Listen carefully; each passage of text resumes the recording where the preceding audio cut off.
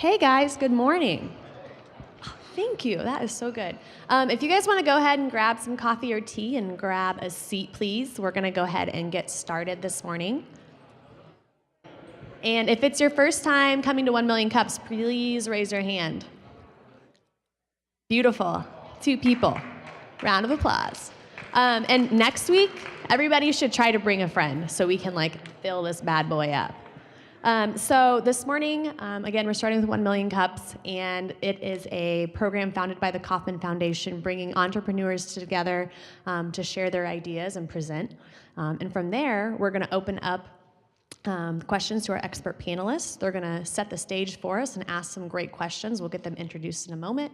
And after they get wrapped up, we'll then open up questions to the audience. So be thinking of good ways to poke holes in our presenters' presentations this morning. So first, I'd like to introduce our expert panelists. We have Chris Cardinal and Brian Azorski. If you guys could introduce yourselves real quick.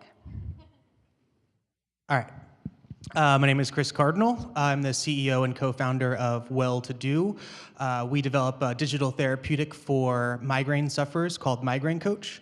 I also serve as an entrepreneur in residence and mentor at the Block School of Management. My name is Brian Azorski. I'm an entrepreneur. I have several jobs. I'm not wearing all my hats right now, but I build websites for small business and authors. I also have the consumer product line called Baguettes.com, and recently I started the Tiki Bar T-shirt Club.com for people into tiki bars that are long gone. Fantastic, thank you. So our first presenter this morning is Wayne Rasmus with Nest Express, and he's helping parents in preschools stay in touch. So we're excited. Welcome, Wayne.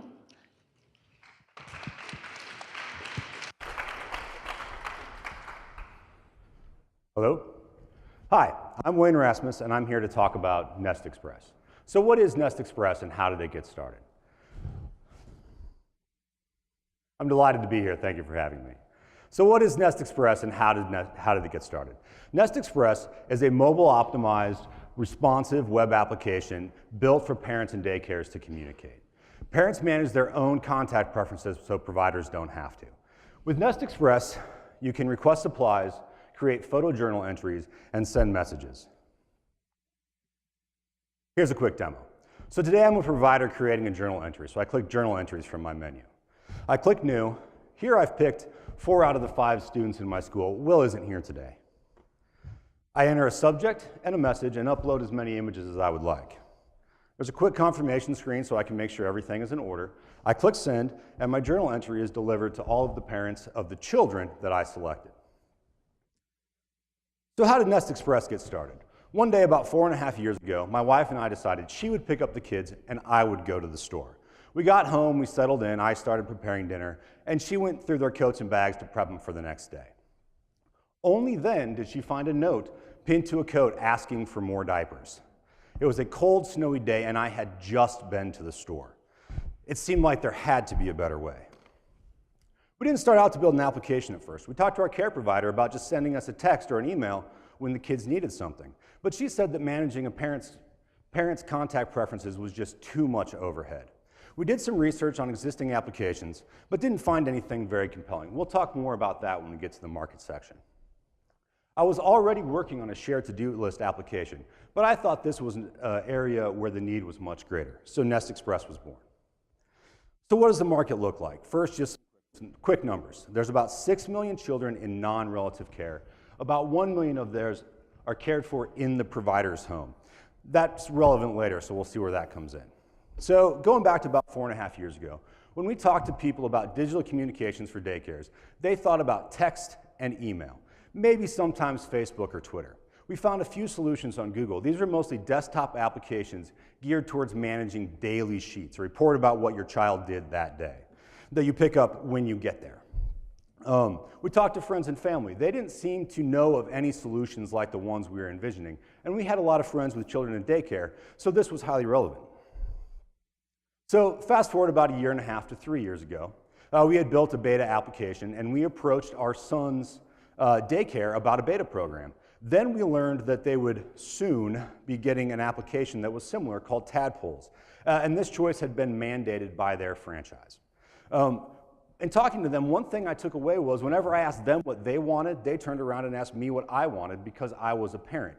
Well, it turns out I'm their customer and they're my customer, so usually they want what I want.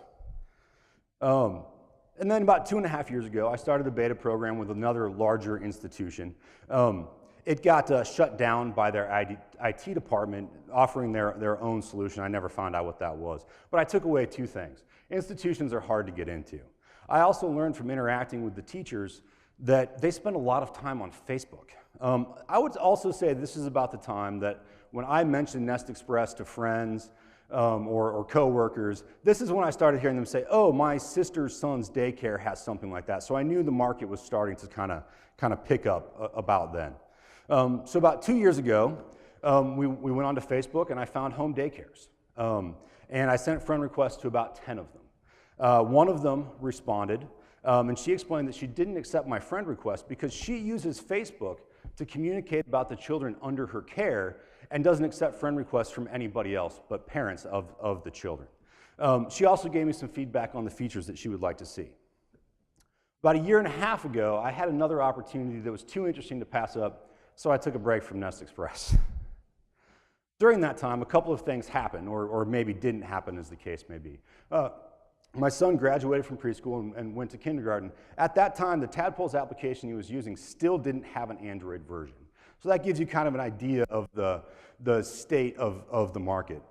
Also, more interestingly, the Facebook user that I had exchanged messages with had contacted me on Facebook checking in. She was still thinking about the product and still interested several months later. Sadly, I don't use Facebook. I wasn't really checking it at the time, so we've recently reconnected. So where are we today? We've implemented features requested by actual potential customers. We've updated the user experience based on real-world experimentation by buying AdWord clicks, and we've identified home daycares as an underserved segment of the market. So let's compare competitors to Nest Express. Our competitors are targeting institutions, big daycares that have a lot of money to spend. They're often very expensive, and they frequently require specific hardware. But more importantly, they're focused on moving paper communications to the digital world or borrowing features from applications like Facebook. They're not really innovating very much. Nest Express is different. We're targeting home and small daycares, and we're rethinking the way parents and daycares collaborate in a digital world. For example, our request supplies feature seems unique among competitors. We're also maintaining very low barriers to entry. Nest Express works on any device and is very easy to set up. So where do we go from here? Well, we know there are many providers using Facebook to share with parents. We're going to approach them via Facebook, offer them Nest Express as an alternative, observe their behavior and get their feedback, and adapt the product to better fit the market. So what's standing in our way? There's nothing preventing us from executing the tactics that I've just listed.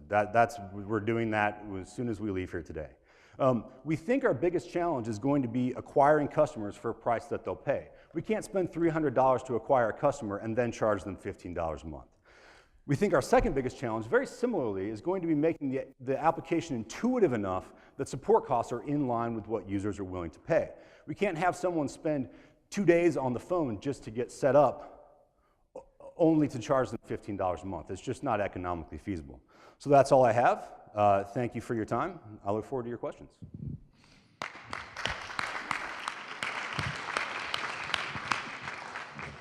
Hey, Wayne. Thank you. That looks very interesting. Couple quick questions. I love that you gave us a timeline because sometimes we kind of miss that part of it. So I love that part of the story. Did you say 5.0 per month or 1.5 per month for the cost? Well, we haven't decided yet. I mean, right now we're just trying to get people to use it. I think our revenue model and our cost are kind of up in the air. I don't want to charge too little. Honestly, I'd love to make it free. So I've been thinking a lot about other revenue models, which we've got some ideas for. But at the same time, I don't want to just reject just having, because I feel like people, if they pay for it directly, they'll get what they want more, rather than trying to kind of, so oftentimes alternate sort of revenue models, the application gets kind of wedged into not what users really want. So that's something that we're definitely kind of going to have to learn something about. So $15 a month, or I think 50 would be totally reasonable. just to follow up on that, that $15 a month, who's the customer? Is the home daycare provider paying you that $15 or per user? Yeah, currently we're planning on, well, my actual plan for revenue model is more like, $5 a month plus $2 a student. I've just been using $15 as kind of a rough figure, and that would work out to be about the same. Daycare is going to have about 10 students, so that would be $25 a month for a larger daycare. I would also like for home nannies to be able to use the product. They might just have a couple of students, so something along those lines. Do you currently have some daycares using the product? Not today, no.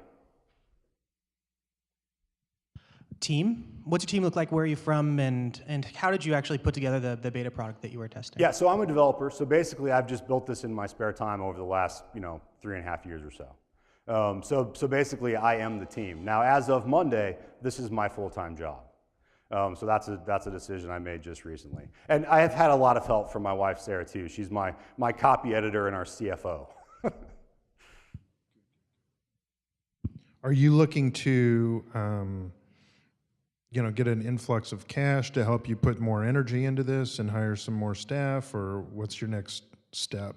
Well, the next step is we're going to approach people who are using Facebook to share about their daycares and try to get them to use the product. And then I'm going to see, what I feel like needs to happen as far as the velocity of the development of the product. I'd love to get investment and have a bigger company. I do get kind of bored working alone, so that's one factor. But at the same time, I've worked for zombie companies before, and I really don't want to get involved in that. So I don't want to create a situation where I get investment and hire a bunch of people, and then all of a sudden my job is to raise money rather than build products. So we're just going to see what we can do with Facebook and carry on. Yeah. So it sounds like you're kind of facing a classic dilemma of a platform, which is who do you charge and how much do you charge them in order to reduce friction so that people actually get on it and it's useful. But along with that is, in order to overcome that, you need a key differentiation. And so you keep talking about Facebook, you talk a little bit about Tadpoles.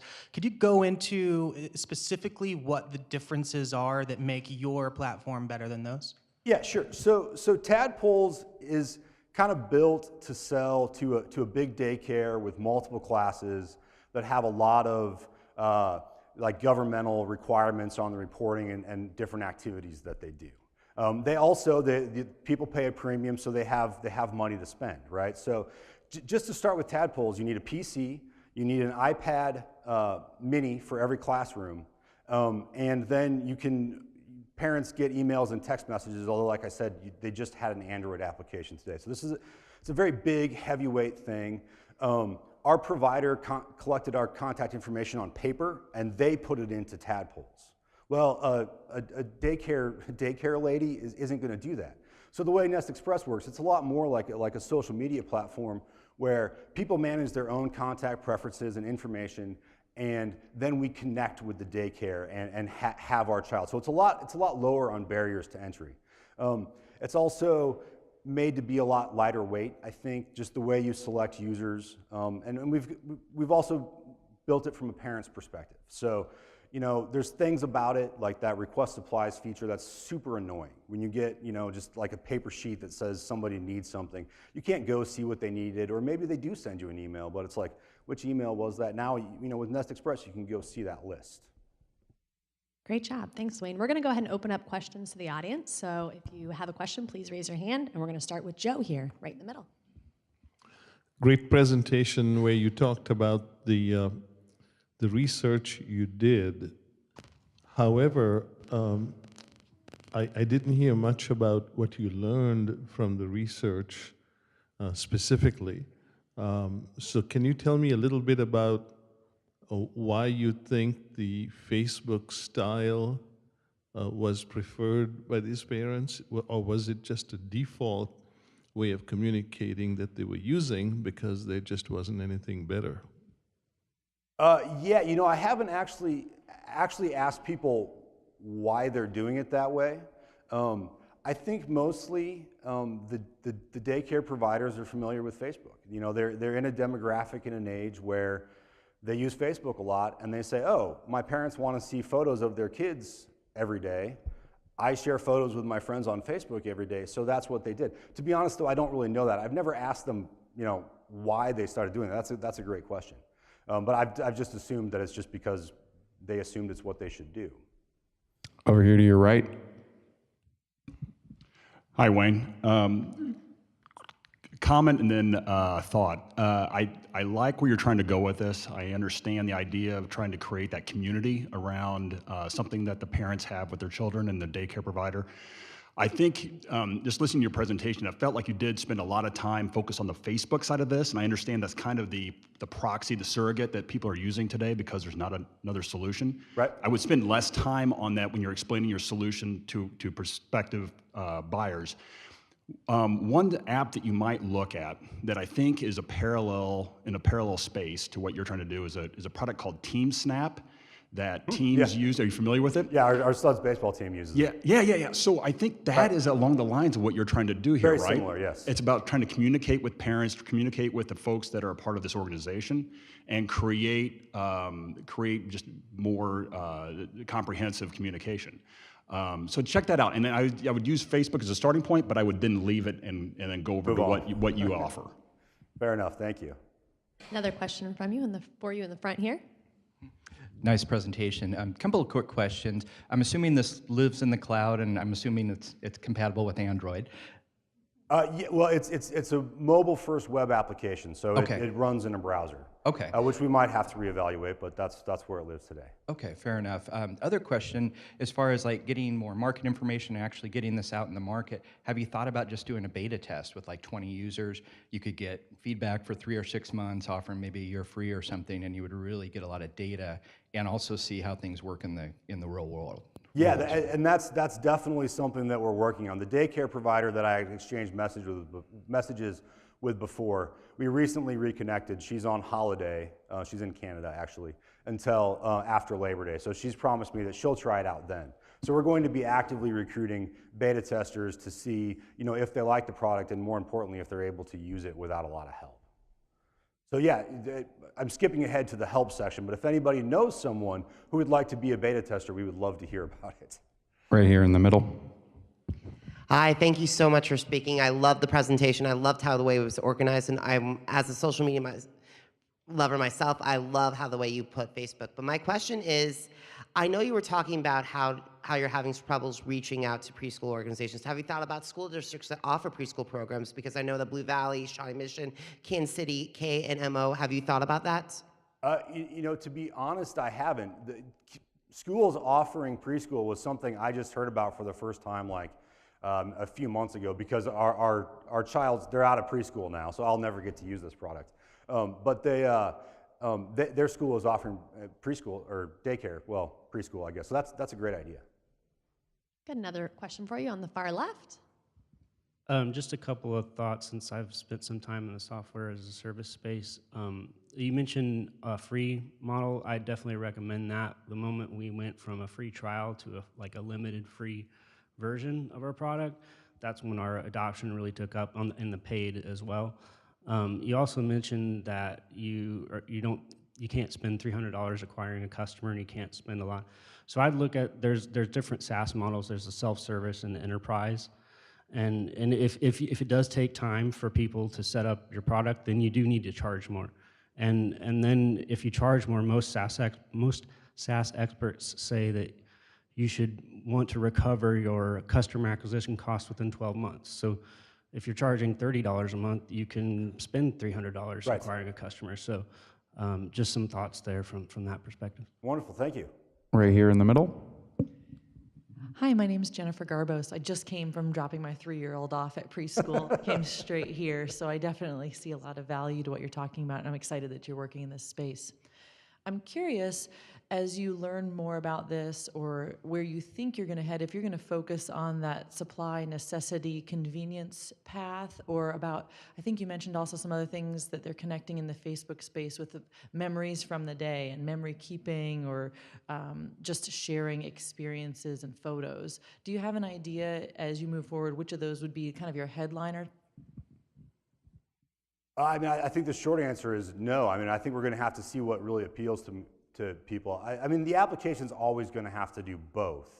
And I think that, you know, just with the photojournal too, there's a lot of sort of convenient sides of that I don't think people are necessarily realizing. So I think maybe just, you know, a convenient photojournal entry, I think, is, you know, kind of part of where we're going. But, you know, we're gonna try a lot of different ways to approach people and see what sort of piques their interest. You said that on Monday this became your full-time job, so can you tell us a little bit about that decision? And also with Nest Express, are you trying to build a lifestyle business here, or high growth, looking for an exit at the end? Well, I mean, I think Nest Express, to be a successful product, is going to need a lot of users. You know, we can't build an awesome product that's spending, you know, $500,000 or $1 million a year or more to build an awesome product, only to turn around and have, you know, 500 users. And I think Nest Express, just the nature of the product and the way it works, is going to demand, you know, having an awesome product that has a lot of polish and probably takes a lot of input. And it's going to need a lot of users, and there's a huge market. So I don't really know how fast we plan on growing, but, you know, I definitely don't see Nest Express as me going around and working with a few local daycares to work on something for them. So, you know, also though, I'm very leery of creating a zombie company and going out and getting a bunch of funding and getting a lot of people. So it's maybe sort of somewhere in between. Over here to your left, all the way. What age range are you planning to go up to on this? And are you planning to add in a possibility of the kids having a phone on them and connecting in as well?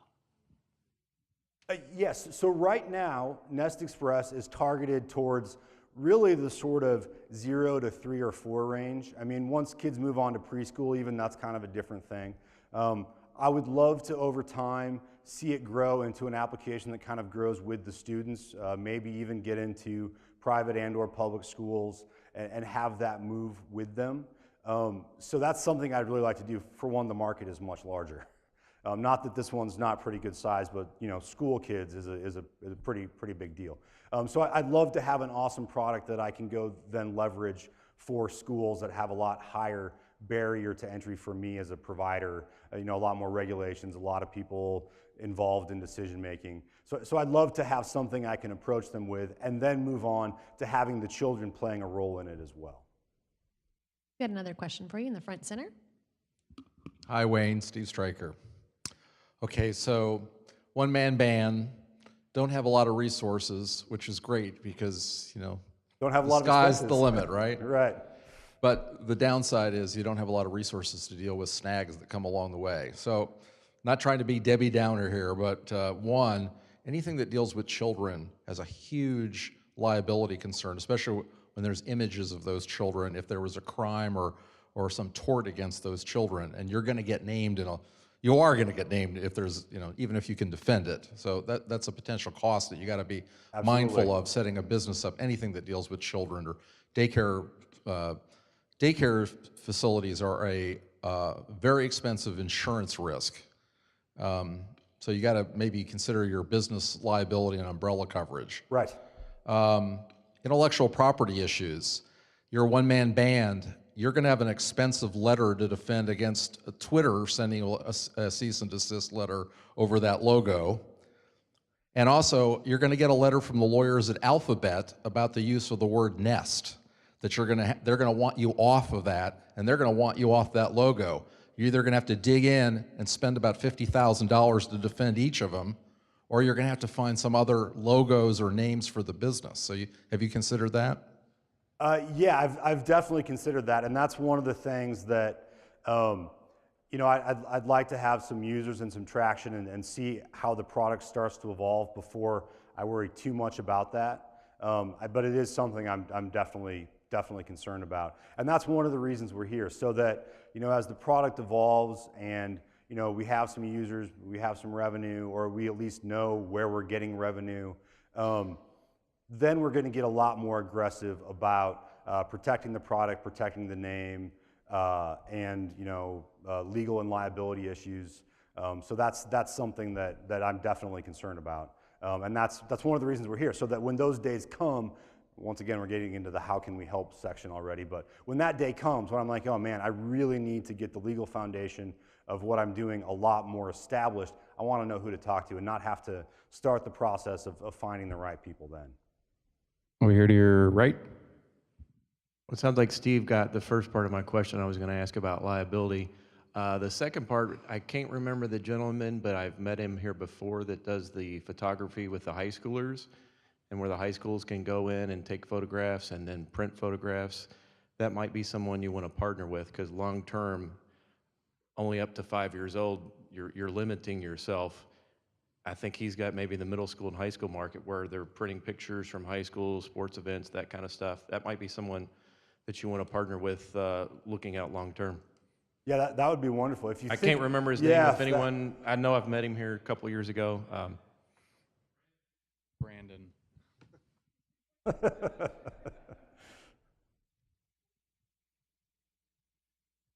No? Oh. No question? Oh, okay. So tagging, are we, you good, Anna? All right, so real quick off of like what he asked off the Nest Express names, you're familiar with the Nest line of products? Yes. Yeah. Yes. And so why did you name it Nest Express? I don't know if I missed that part or not. Well, it seemed like a good name. When I named it Nest Express, I'm sure the Nest was in existence, but it wasn't like a big product that everybody knew about. So that wasn't a conflict at the time. Yeah, it's a real bummer because even worse, to your point, Nest created a climate-controlled gondola and put it on a ski lift, and they called it the Nest Express. So if you search Nest Express today, I'm actually the third entry because clearly that's a much more promoted entry. So that's very poor timing. So that's a real concern. But Nest wasn't a product when I started. So that's kind of how that came to be. Do you see any future partnerships with them? They've got Nest Protect, Nest Cam, Nest Care. Yeah, I'm hoping when they sue me, I can bring that up. All right. Well, thank you so much for your presentation, and I think you kind of touched on it a little bit, but what can we as a community do for you? Yeah, so I do have a slide. I think we've covered a lot of them. So finding beta testers, if anybody knows somebody with a home daycare or children that go to home daycare, we'd love for them to use our product and we'd love to hear from them. We would like some help and information for optimizing our social media presence, especially Facebook, so that when we reach out to daycares on Facebook, we look really good and it feels like something established that they want to work with. Then also, like I mentioned, making contacts for the future. We need funding sources, social media experts, legal help. We want to know who to talk to like that day and not have to start the process of connecting with the right people. Also, I'm like a one-man band is a great description. I'm going to be getting a little stir crazy and bored working at home alone. So if anybody would like to have lunch, reach out to me. I'd be delighted to meet you.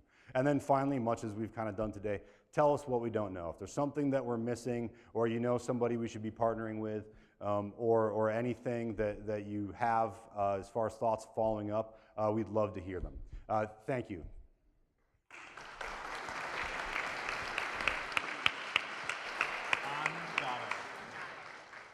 All right, thank you very much. We're gonna do a couple quick announcements in the Mug Club and back to the other one. Where is Blake Brock with Condado? You got it right. Wow, good job. Thank you. Good morning, everybody. So I'm Blake Brock. I work for a customer experience company called Condado. It's difficult to say, but Luke did get it right this time. We host a monthly networking event all centered around customer experience. So we bring together local beer, local wine, and local talent. And we all get together and we talk about customer experience. Our local talent this month is Chris Sullivan. She's the CEO of Use Agility. So she's going to talk about their unique take on user experience, as well as opportunities for the entrepreneurial community to get involved with user experience, different opportunities for them to find work and or learn more about it. So we are listed on the back of the flyer this month. Also, we're all over LinkedIn. So we will be kind of in the back. Come and find me if you want a business card. And this event is free. So we'll see you on Friday. All right. If you have been to 1,000,000 Cups more than 10 times, please stand up. Don't be shy. All right. If you have one of these, please sit down. All right. Gentleman over there.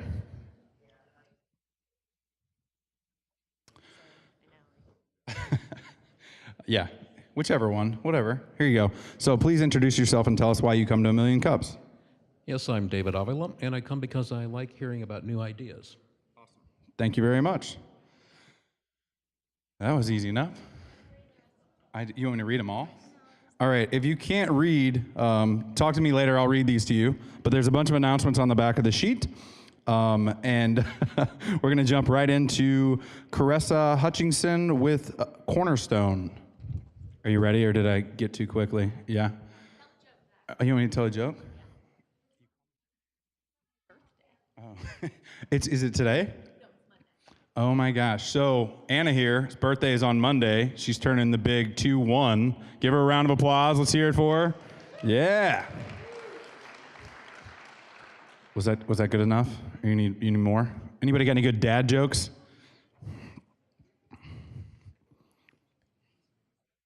No? Okay.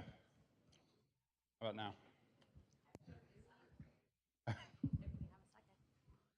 Okay, quick joke. My son told me this. He's just started 2nd grade. And he said, "Why did the toilet paper roll down the hill?" And I said, "Why?" Exactly, you get it. And he said, "To get to the bottom." All right. It's a dirty joke. That was funny. All right, keep it going. One more, also from the 2nd grade son. Why did the T-Rex cross the road? You are so good at this. To get the chicken, of course. Okay. And I don't know if I have, do you have any jokes, Luke? All right, perfect.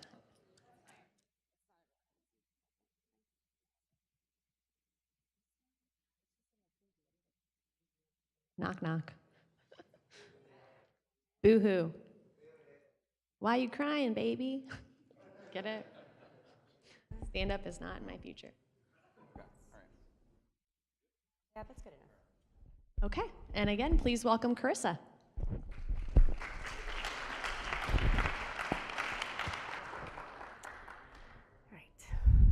Hello, my name is Caressa Hutchinson. I'm the founder and CEO of Cornerstone Healthcare Solutions. I'm going to kind of start with telling my entrepreneurial story. The best way for me to do that, because I don't think I can possibly sum up the last year in 6 minutes, so it'd probably take all day, is just by using a quote. And this is something my team and I go off of a little bit, maybe too much.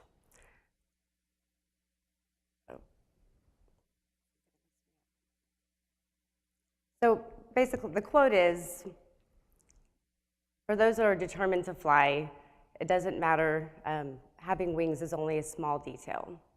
Now, this has been really prevalent, I think, in our story and being able to tell you our story. I was a nurse a year ago. I'd been a nurse for quite a long time in the peds floor. And I was very frustrated by the things that I was seeing going on. I had joined several boards in the hospital to try to make things better for our patients, having patients come in and not have any connection of care. They were making snap decisions with not enough information. So we were expecting people to not only be in a crisis situation and emotionally be able to deal with that, but we were also expecting them to know what the right decision was. As a nurse, I learned very quickly that being disruptive in a corporation is not always accepted very well. So I think they thought I was very cute for a few years and was a favorite nurse of a lot of my peds patients, and then eventually they got very tired of me trying to change things. So I came home and had a talk with my family. We decided that I couldn't quit. I couldn't keep battling this. It was really just eating at me, and I had to do something. So I went out and started doing a little research and found that there's such thing as nurse navigators. The problem with this is it was only going to help a certain group of people. It's $150 to $200 an hour. There's a huge market for it, and we probably could have been doing very well by now if we had gone that route, but I wanted to help people that couldn't afford that. Those were not my everyday patients that really needed our help. So what I did was started going to corporations. I left my job, and the reason the quote is perfect for us is, the reason the quote was perfect for us is I left my job first and then kind of decided, oh, there's a few small details. I've never ran a business before. Although I have a lot of really great ideas on common sense solutions, I really don't know how to solve such a big problem. And lastly, I am no longer making any income. So I went and started talking to all of the different corporate places in my community, which was in Wichita. I found that several of the corporations, I'll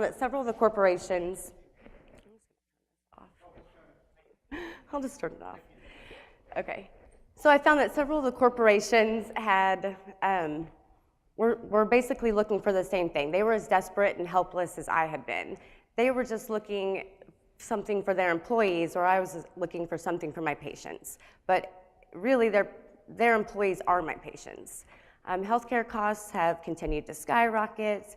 We've got an impending Cadillac tax coming up for employers that people are trying to solve that problem. Most of them I talked to felt like their hands were tied. So this kind of lit up the light bulb for me in saying, you know what, if we implement my common sense solution at a bigger level with the corporations, we might actually be able to make a difference. So at this point, thank you. Yay!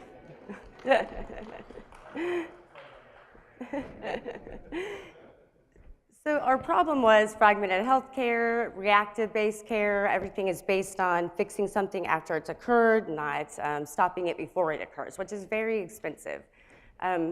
You almost need a medical degree to try to follow your insurance plan, to find out how much things cost, to know where to go.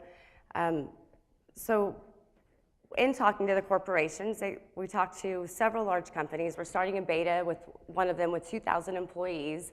And what we did was decide that if we could add a personalization to a lot of the solutions that are already going on, we could make a big difference. As a nurse in the cardio years ago, I used to handle a lot of blood tests and levels and talking to those people. Nobody knew, unless they talked to the patient for over a month or got to know them, that Frank liked to drink a little whiskey when it was time for harvest. So he wasn't going to tell just any nurse that.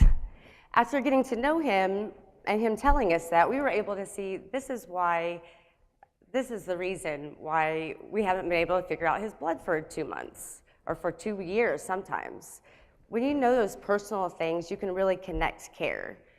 There's a lot of solutions that are out there now.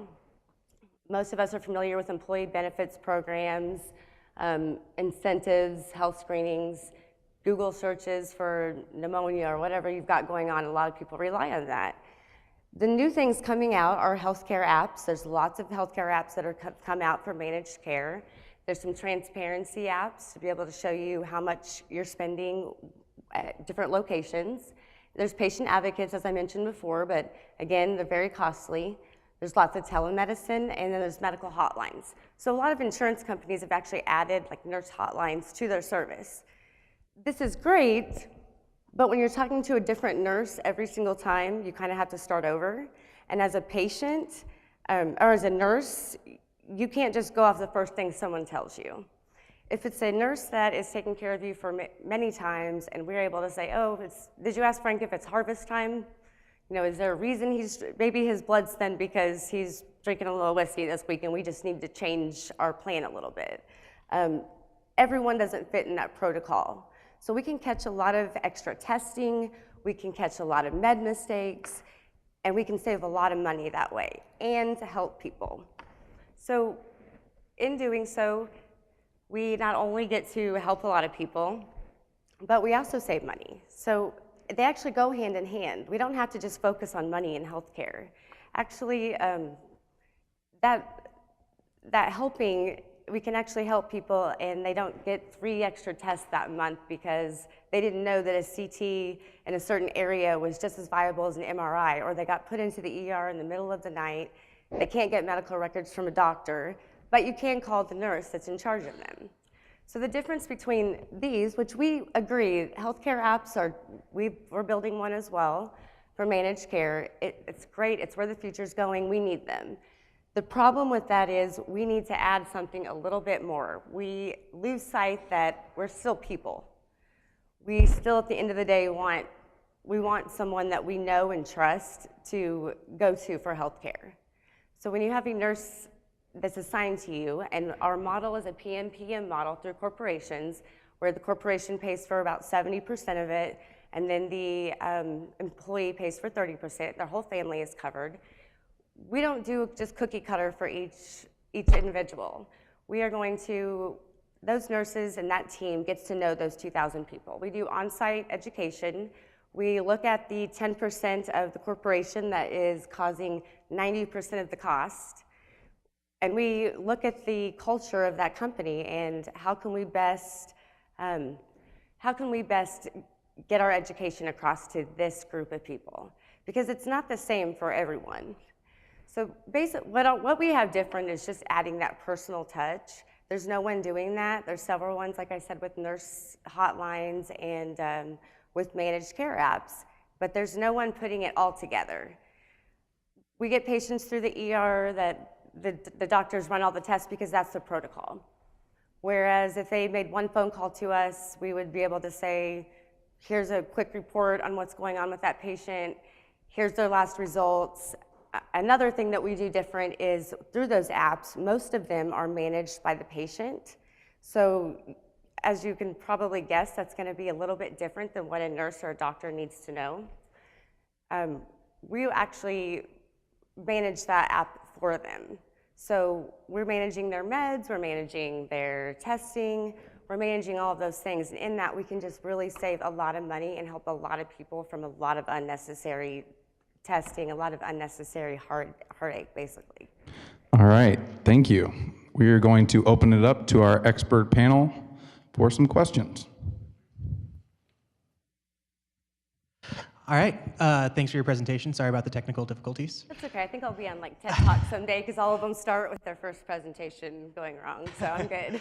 So I like your vision. Can you expand a little bit more on your billing about what kind of,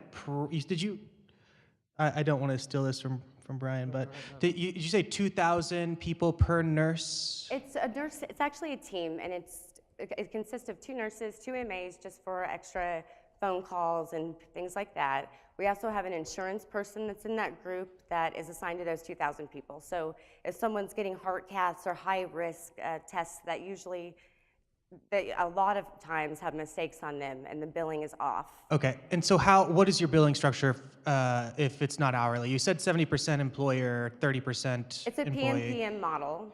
Explain so that. It's just per month, per member per month model.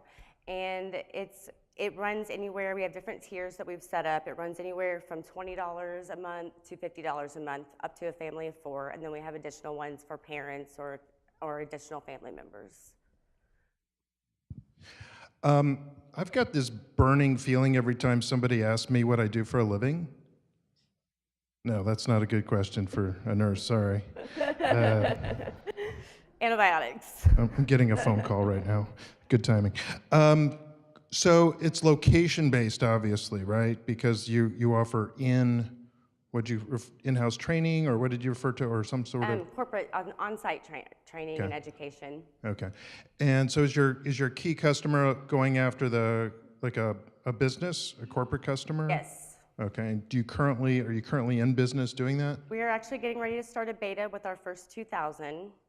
And I was actually in Kansas City and just got the call Friday that there was an opening to do the presentation, and happened to be here doing a meeting with a company here in Kansas City. So again, with the having wings as a small detail. I just said, sure. Oh wait, I don't have a presentation. Or I haven't done a presentation in a very long time. But here I am. So we've got a couple companies here in Kansas City we've talked with. We've got a couple companies in Wichita. Really, because I'm a nurse, I did things backwards. I was really passionate about finding the solution. Did a lot of research. We've got lots of companies interested, very big companies. And then I decided, even though I'm going to probably not be handling the business side, I want to understand it. So I went to the business side of things, started studying, and realized we did things a little bit backwards, I guess, in that area. But we do have customers coming on board. Can you, who is your competition? And what, it seems like an issue you would be facing is actually hiring. How would you, since your teams, I mean, hiring these specialists is going to be difficult, and it's also regional. What's your plan for that? Well, we have a model set up where we want you to have specialist care, because any nurse will tell you, if you're a pediatric nurse, people do still send us weird pictures of cardiac or this or that, but really your specialty is what you practice every day, what you know. So we wanted that to be a key, that we have the actual specialty and someone there that's been through it before. But we also wanted that personalization. So we added a layer in between the two where we have, each location has specialty nurses. Those specialty nurses are out in the community. They know the oncologist if they're an oncology nurse. They make those relationships with the doctors. They know what their order sets are and things like that. So when a nurse that is dealing with the employees and handling the personalization side, they connect together. So they're all within the same company. So that oncology nurse is going to come alongside that nurse that's handling the personalization. They're going to maybe go together to an oncology appointment if they need to. So hiring is a little bit difficult. There's a lot of nurses that are really burnt out on the way the system is going, and we're definitely having a plethora of nurses that are coming to us. The problem is I'm a little picky. I think it takes that extra wanting to do extra things for people. It takes someone that doesn't say, that's not my job. So we're focusing on holistic care. And we could have grown by now. We have competition. Most of it is large companies like Aetna and things that have come up with med management type platforms. I don't see that kind of defeats the purpose for me. I think that it's smarter to grow slower and be more personalized, because that's what's going to make the difference. One last. Can you? I'm in health. Can you explain, just in general, why would the employer pay for this, not your insurance company or so on? Okay. You wanna go into So that? insurance companies, I don't know if it's self-explanatory, but they're definitely not wanting to spend more money, and they're definitely not wanting to spend more money on something that's going to ultimately cut into their bank a little bit. So that's not an option. A lot of people recommended that we go through hospitals. I didn't like that platform because, again, we're cutting into their pocketbook a little bit. And really, they're overworked already, and we really want to be support for them. So we help the doctor's office when we're taking that call after the oncology appointment where you just found out you had cancer, but you forgot everything the doctor said 6 hours later because you're still soaking in that you have cancer. So instead of calling that doctor for the oncologist to have to come back, you can call us. Corporations we have a lot of them that are going out of business. The price of healthcare has been rising greater than inflation since 1999. It's a big, hot market right now where everyone's looking for a solution. Most of them, last year in Wichita, the average insurance, or the average corporate healthcare insurance went up about 35%. It's normally 3 to 5. So we have a lot of companies that are actually closing their doors, and companies that love their employers and care about them, but they're torn between going out of business and being able to provide health care. It's a $1,000 deductible at the very minimum now. It used to be a lot cheaper than that. So we've got a Cadillac tax coming up in a couple of years too. That's going to be based on how much you spent on healthcare over the last 3 years. These corporations are scrambling, and even though it seems like that's one of the questions I actually added to the platform was, why would they want to spend money when they're already spending so much? But if they don't spend a little bit on something that's actually going to work and start getting those costs down, they're going out of business. Plus, they're very frustrated just with there's no other option. We've got to get a handle on it. All right, we're going to open up to the audience. I guess I'm trying to understand, how do you differentiate yourself, I guess, from someone else like a Cerner or whoever that's already has someone out there like that? Why is the customer, I guess it's still his same thing, why are they paying more money? How are you differentiating yourself? And my wife is actually a PA, and I'm a little bit familiar with this. Okay. How do you get in with the doctors, the PAs, the nurse practitioners and whatnot, and not just become noise to them? That's one more thing that they have to manage that they don't have time to manage. Right. So that's one thing I looked at when I was going into it was I'm a nurse that really does care. And if I just had a nurse coming in saying, I'm the patient advocate, that's going to offend me because I'm the patient advocate too, right? So we've taken a lot of time to go to the, like the Kansas Hospital Association of Physicians. We've went to all of the hospitals. We've had meetings with the head physicians of all the major hospitals in Wichita. We're starting to see the ones here. We see it more as a collaboration. And a lot of them are seeing way too many patients and they don't have time. So this is something that they don't have to pay for, but it offers them kind of a extra layer of support. So they can, it actually helps the doctors and physicians a lot. And we're very careful to make sure that relationship heads that way.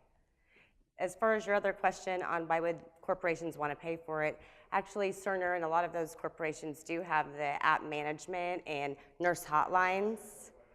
Right, but they do not have a person, they don't have someone that you actually know. So when it's time to get your cholesterol checked and the nurse calls, your app goes off and says, time to get your cholesterol checked. What can you do? You can hit no, and you can push the button.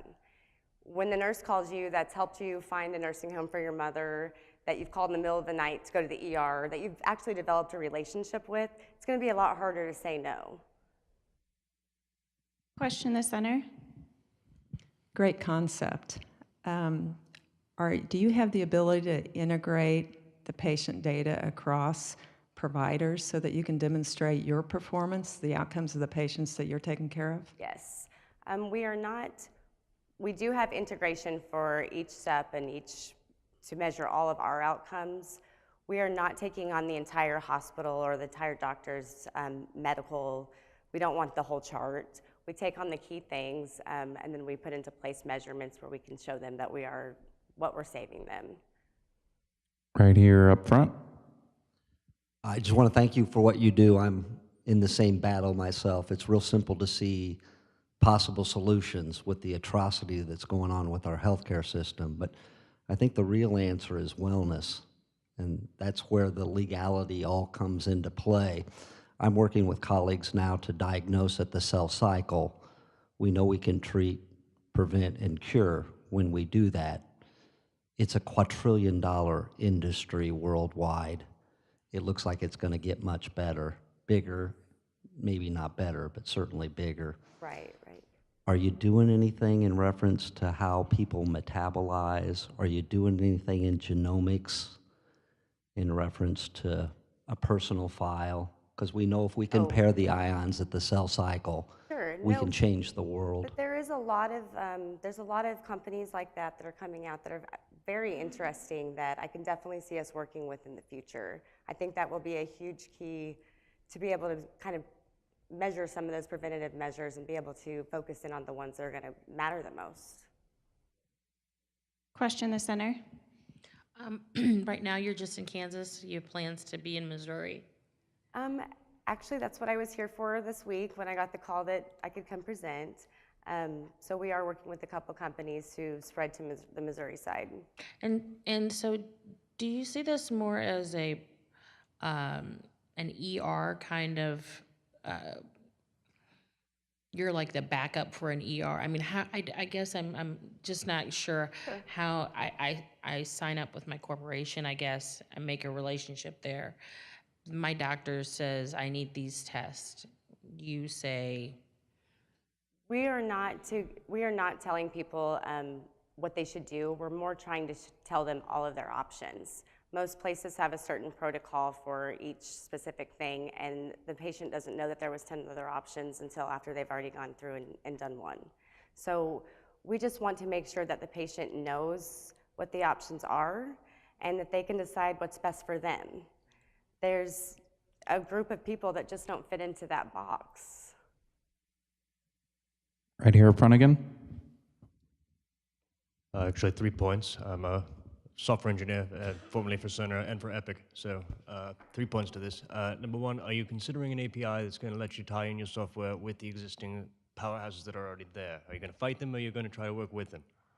Actually, it's been amazing the last probably 2 months since I've really gotten the word out there, how many offers we've gotten to team up with a lot of really big companies. Again, I was not a business person to start, so yes, I see the importance of growing the business to be able to sustain, but I don't want to lose that, what's going to make us different and what I'm fighting for, and that is that personalization with that patient. So I guess maybe sometime in the future I would consider that, but for right now I just want to build something that actually helps people. Which is fair, though it is generally easier to work with them than go against them on something that's that size.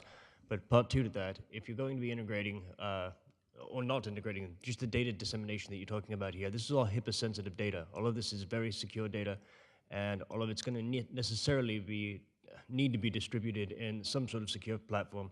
Do you have any means of doing this? I mean, it's great to say that, Fred had, a nip of whiskey last week, but by that same token, if that's considered medical class data, how are you passing this back and forth? Right, my co-founder was not here with me today. He's the speaker. I got a call 11 o'clock last night that he was unable to come. His son had broken his leg and playing some sports, but he is actually my tech guy. He's developed the security through all those things. We've actually even talked with several hospitals and gotten clearance to be able to sign in to just certain amounts of information so we can actually use their services, and then we just use the cloud platform for the simpler things. There are a couple of options as far as cloud security as well, if you want to talk afterwards. And then finally, the causing a physician or any sort of care provider to hesitate on a diagnosis based off of information that a specific nurse practitioner has on the patient, right? This is great and all on the condition that said practitioner is constantly monitoring said patient. Otherwise, there has to be some sort of autonomous platform, something that tells the system, hey, this is going to be taking place, alert, alert, you need to be paying attention at this point. If a platform like this offers any sort of medical advice, it's classed as a medical device and therefore requires FDA approval. I'm assuming you want to avoid that because it's a 20-year lengthy process. So how do you intend on actually alerting the nurse that they need to be paying attention right now? So we are more trying to do that through educating the patient. Making ourselves available. That's another reason we built the team, because one person cannot always be available. But if you know the 6 or 7 people on your team, at least you've seen their faces before, at least you're somewhat familiar, you can call in the middle of the night, you can let the doctor talk to them. And again, we're putting the information that's crucial in that app. So we empower the patient to say, here's some medical information on me, and we've got those things in place from our point of view.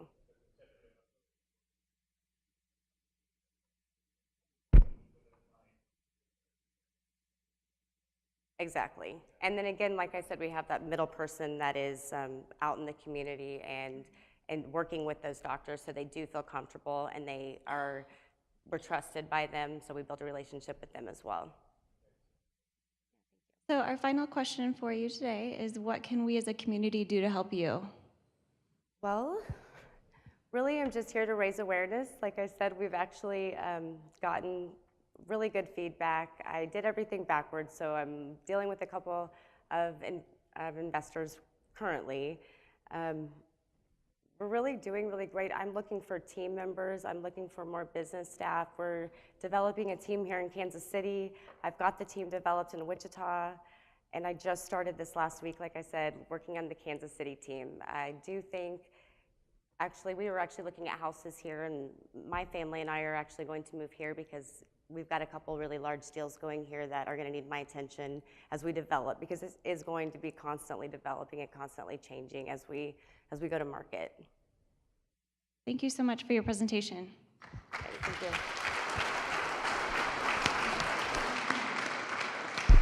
So that's it for 1 Million Cups today. I hope to see you here next week. We have Hector presenting along with Pause Meditation Salon. So maybe next week we can learn a little bit more about meditation. See you next week.